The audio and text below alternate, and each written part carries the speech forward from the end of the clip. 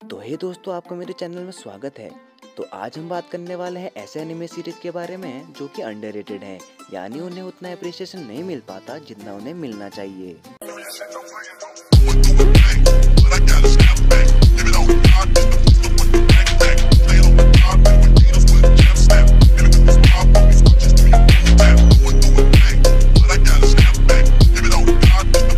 तो 10वें नंबर पे आता है कोड ब्रेकर। मैंने इस एनिमे की बस एक क्लिप देखी थी और मुझे मेन कैरेक्टर की वो कोल्ड आइस इतनी पसंद आई कि मैंने सोचा यार जैसा भी है देख लेते हैं। इसका मतलब मेरी एक्सपेक्टेशंस इससे पहले से लो थी, लेकिन इसे देखते वक्त बस यही सोचता था कि ये इतना पॉपुलर क्यों नहीं है। I mean, हाँ, इट्स नॉट परफेक्ट, पर पूरा एंड तक देखने के बाद आई वॉज लाइक ये खत्म क्यों हुआ। इसमें हमारा मेन कैरेक्टर एक कोल्ड हार्टेड कोड ब्रेकर है जो आग के बदले आग पर विश्वास करता है, यानी रहम नाम की कोई चीज नहीं। इसके बाकी कैरेक्टर भी काफी दमदार हैं, सो आपको एंड में काफी अच्छी फाइट देखने को मिलेगी। इसके टोटल 13 एपिसोड हैं। इसे स्टूडियो किनेमा साइट्रस ने एनिमेट किया है। ये एक action comedy school shonen super power and super natural anime है जिसकी रेटिंग 7.56 की है।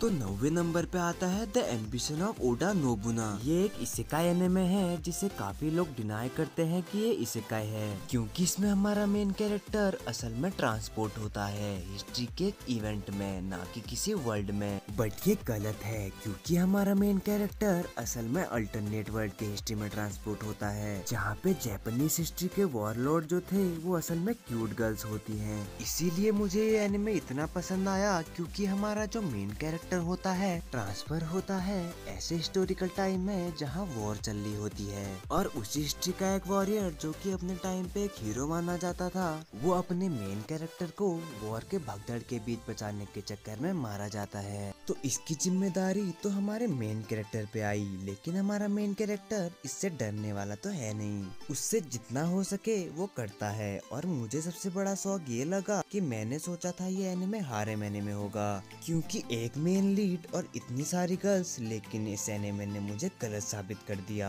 इस एनिमे में स्टोरी के ऊपर और कैरेक्टर बिल्डिंग के ऊपर इतना ध्यान दिया गया है कि आपके मन से हारेम वाली बात निकल जाएगी। हाँ, इसमें थोड़ा रोमांस देखने को मिलेगा, लेकिन इसकी स्टोरी काफी इंटरेस्टिंग है।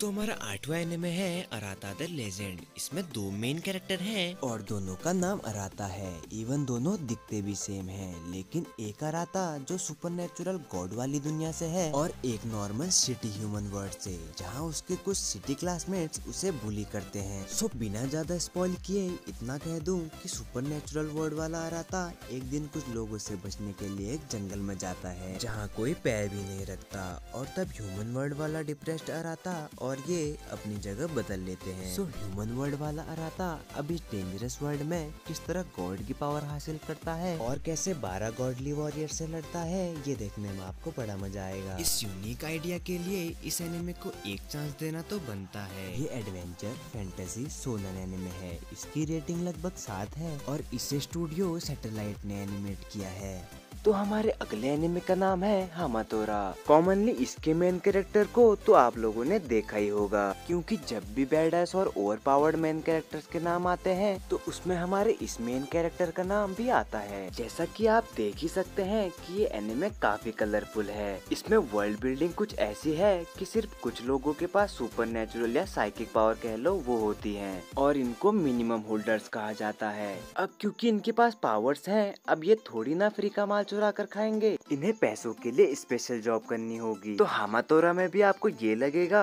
कि सुपर पावर वाले लोग दुनिया की रक्षा कर रहे हैं इन अ बैडएस वे, लेकिन शॉकिंगली इसमें एक अंडरलाइन स्टोरी भी है। इससे आप इसके सेकंड सीजन में ज्यादा कनेक्ट कर पाओगे और इमोशंस खुल के बाहर आएंगे।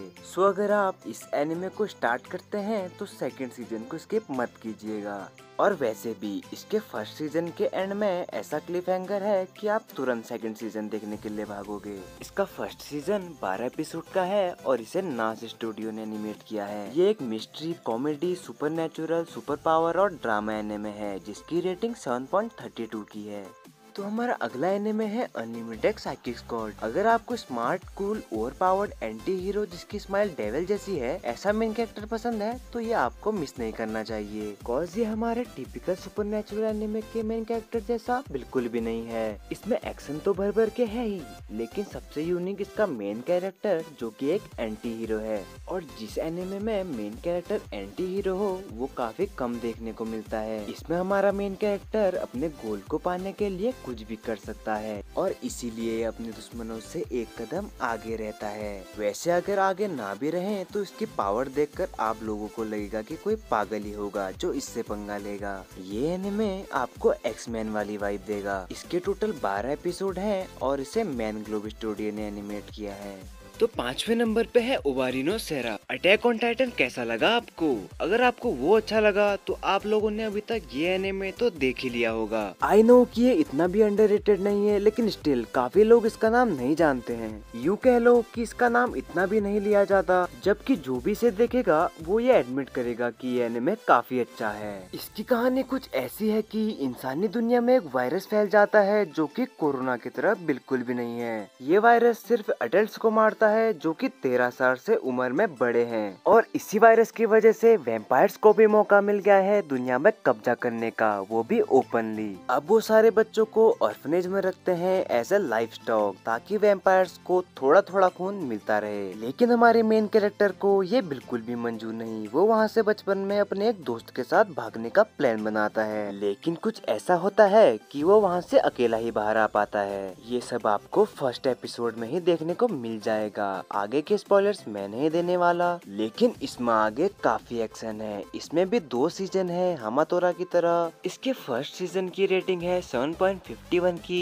ये एक action, military, supernatural, drama, vampire, shonen anime है। तो चौथे नंबर पे है the legend of legendary heroes. इस एनिमे को मैं जितना भी एक्सप्लेन कर दूं, पर वर्ड्स में सुनकर आपको बस ये एक normal fantasy super power anime लगेगा, लेकिन इसकी वर्ल्ड बिल्डिंग और मेन कैरेक्टर मैं तो कहूँगा कि फैंटेसी एनिमे में जितने भी मैंने आज तक एनिमे देखे हैं, मुझे इसकी स्टोरी और पेसिंग सबसे बेस्ट लगी। आई मीन इसके मेन कैरेक्टर से आप डीपली कनेक्ट कर सकते हैं और अगर वो एक बार पागल हो जाए तो समझो सबकी शामत आ गई। तो अगर आपने इस एनिमे को अभी तक नहीं देखा है तो देख लीजिए। तो हमारा तीसरा एनिमे है ड्रिफ्टर्स। क्या आपने हेल्सिंग देखी है? ड्रिफ्टर्स में आपको स्टार्ट से ही समझ आ जाएगा कि यहाँ पर एक एक्शन पैक्ड एनिमे देखने वाले हैं जो आपको बोर होने का टाइम तो देगा ही नहीं। अगर आपको bloody war, sword action, magic, dragon, hand to hand combat ये सब देखना पसंद है तो इसे क्यों होल्ड कर रखा है आपने? इस एनिमे का जो कॉन्सेप्ट है वो मुझे इतना खतरनाक लगा। लाइक सोचो, हिस्ट्री के इतने ताकतवर वॉरियर जिनको इनके टाइमलाइन से खींच के लाना एक ऐसे वर्ल्ड में जहाँ इन वॉरियर्स को, जिसमें निंजास हैं, समुराइज हैं, उन्हें ड्रैगन, मैजिशियन और पावरफुल फैंटेसी क्रिएचर से वॉर लड़नी होगी। और शॉकिंग बात तो ये है कि इतना ब्लडी और एक्शन होने के बावजूद कुछ लोग इसका नाम सुनकर ही होल्ड पर रख देते हैं। तो नाम पर मत जाओ और बैडेस वॉरियर्स ट्रांसपोर्ट होकर यहाँ आए हैं, उन्हें ड्रिफ्टर्स कहते हैं। सो अगर आपने अभी तक इसको नहीं देखा तो पक्का देख लेना। इसके 12 एपिसोड हैं जिसकी रेटिंग 7.96 की है। ये एक action, adventure, comedy, historical, samurai, fantasy, shonen anime है।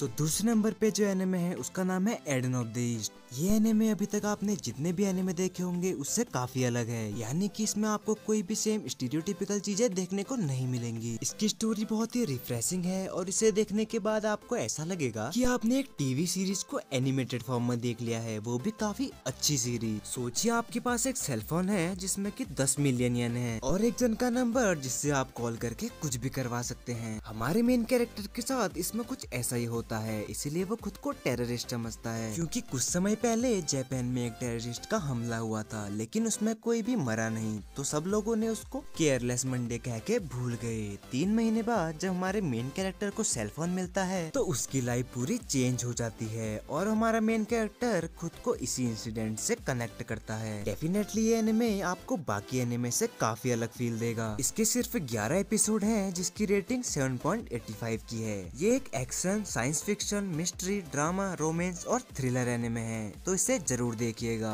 तो नंबर 1 पे एनिमे है Shinsekai Yori from the new world. इस एनिमे से लोगों को काफी प्रॉब्लम है, लेकिन ज्यादातर लोग इस एनिमे को अटैक ऑन टाइटन से भी अच्छा समझते हैं। इसकी रेटिंग 8.37 की है, तो मैं यार इसको बिल्कुल भी स्पॉइल नहीं करूंगा, लेकिन गलती से भी इसको अंडर एस्टिमेट करके दूसरे टाइटल्स देखने मत लग जाना, क्योंकि अगर आपको साइकोपाथ जैसे एनिमे पसंद है तो ये एनिमे आपके लिए परफेक्ट है, क्योंकि ये एनिमे आपको इतना डीप ले जाएगा कि आपने सोचा भी नहीं होगा। डायरेक्शन से लेके एनिमेशन तक सब कुछ कमाल का है। ये एक horror, drama, mystery, psychological anime है जिसकी रेटिंग 8.37 की है। इसके सिर्फ 25 एपिसोड हैं जिसको A1 पिक्चर्स ने एनिमेट किया है। तो अगर वीडियो पसंद आई हो तो लाइक सब्सक्राइब करना मत भूलिएगा, और मैं आगे भी आपके लिए एनिमे रिलेटेड वीडियोस लाता रहूंगा।